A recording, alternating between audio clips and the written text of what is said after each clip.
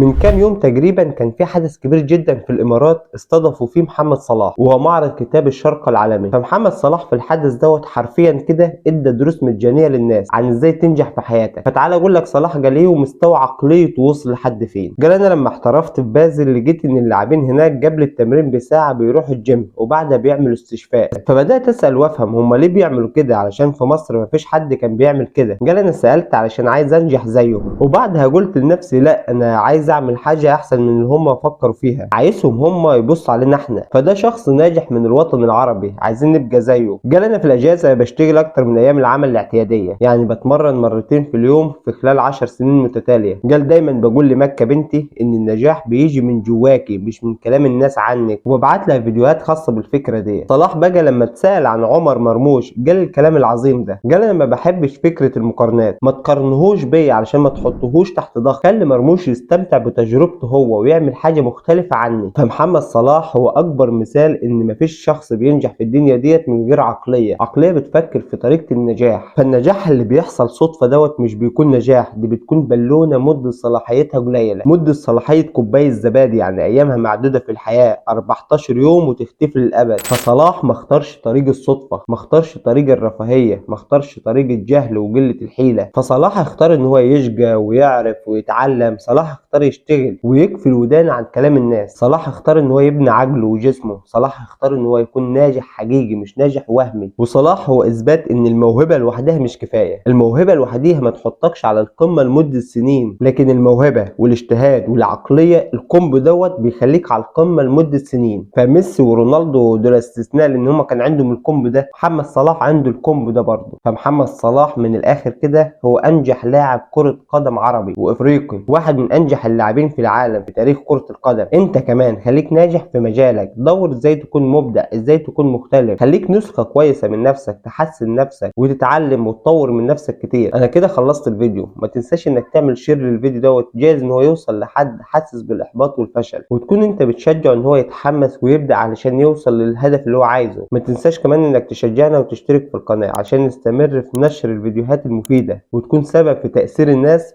تأثير ايجابي. سلام.